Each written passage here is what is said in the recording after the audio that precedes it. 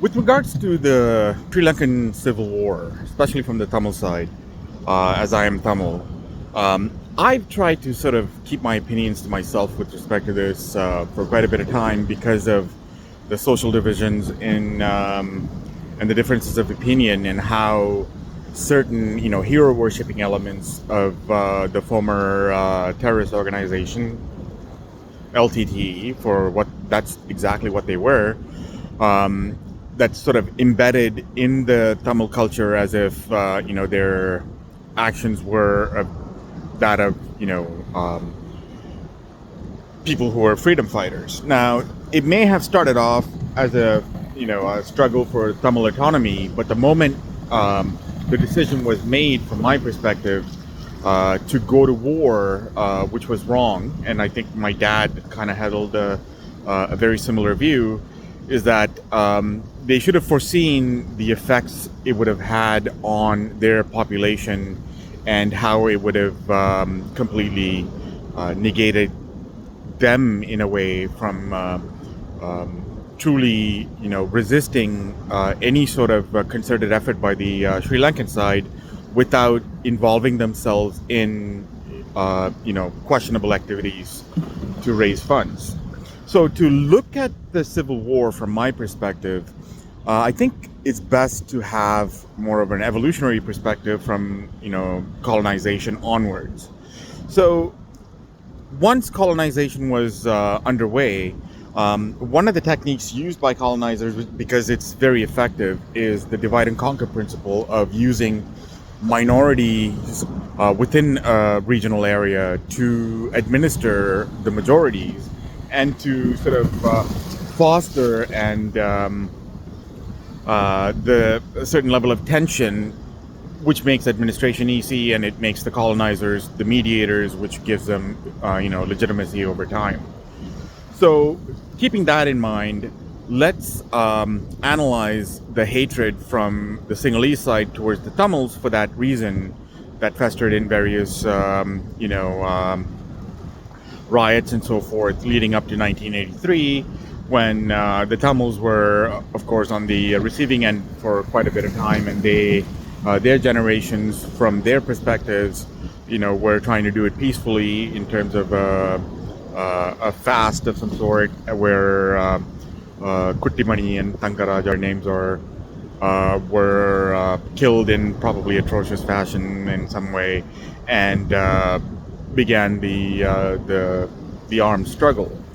But my point is this. I mean, I know I have the benefit of hindsight, but I mean, I know for a fact that there were people who were absolutely against the idea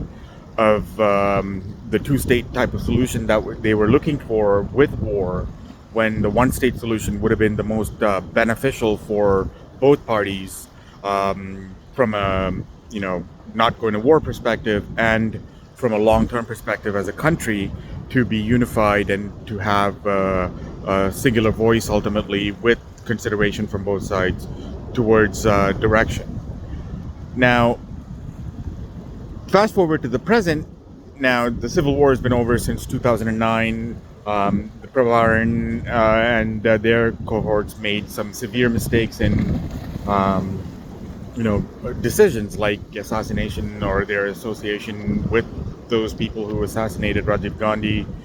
Premadasa, as in Prime Minister Premadasa, who was also assassinated in a pretty similar fashion, and others within the Tamil community that they killed in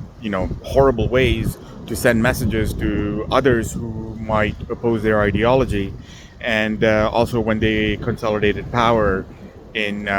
killing the various other groups and their leaders and their families and so forth, who all escaped, and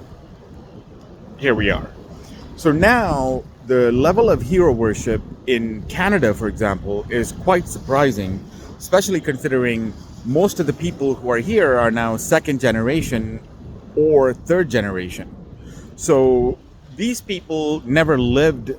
within the Civil War perspective, except for some who came. I'm talking about the newer, younger kids right now. So they are completely, they were even born, some of them, after the Civil War, and they were too young to truly understand the nature of it. Yet the hero worship, even though they don't really understand the Tamil issue, is quite surprising to me, because I think the best thing that we as a Tamil people could do is to get together and put aside our differences and truly understand, that there were really geopolitical forces at play that should have been considered by the Tamil leadership before war or even during it, so that they could have, worked harder towards a peaceful solution. Instead, they chose to fight a current that they simply couldn't, you know, handle. And that was the end of Prabharan and so forth and the rest of the Tiger organization. And now I'm sure whatever remnant financial variations of organizations around the world are all under scrutiny for whatever reason. So the difference is that I am seen as some sort of a traitor for having an actual opinion based on facts by people in the Tamil community, even within my family. I mean, the reason I don't talk about this, and this video, once it's posted, is probably going to create a lot of hate, is because I don't see it that way. Like my father was involved in politics, and there were a lot of people who were quite intelligent, quite educated, who were of political experience, and they saw this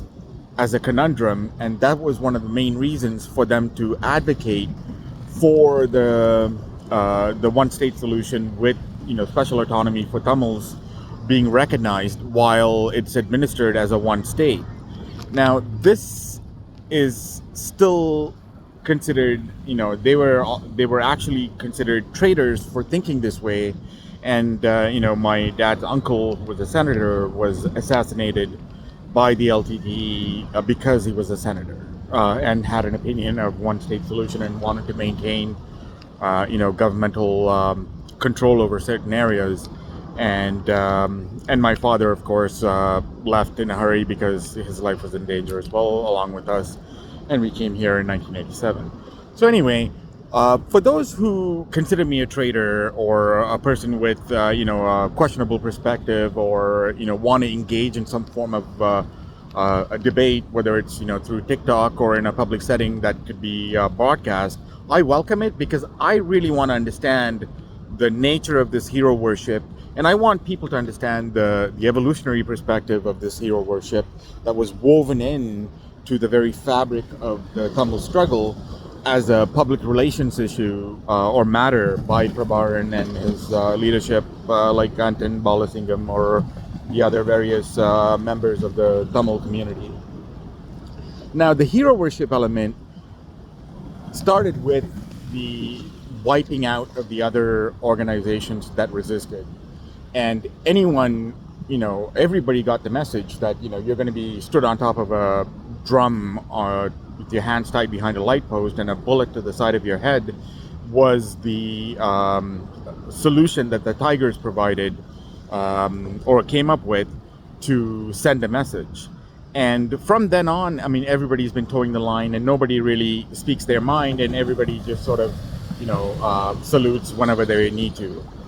With respect to the Tigers or the respect that they are somehow getting. This is not to negate the soldiers, who actually thought they were fighting a freedom struggle and went and died. I mean, they are obviously brave and did, what they did from their perspectives. Now,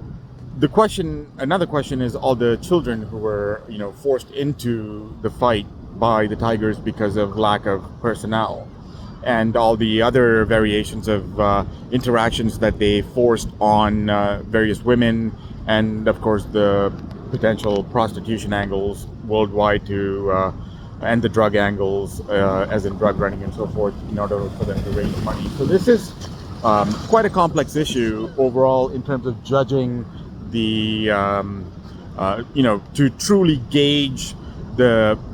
level of worship and reverence the Tamil Tiger organization is actually getting in the Tamil community, opposed to the opposing views held by both the Sinhalese and Indians and various others with respect to you know, the way things unfolded and for the reasons and some of the activities that are, you know, still sort of swept under the rug. Anyway, so if you guys want to engage in some sort of a conversation or enlighten me with respect to your perspectives, please let me know. Otherwise, have a great day.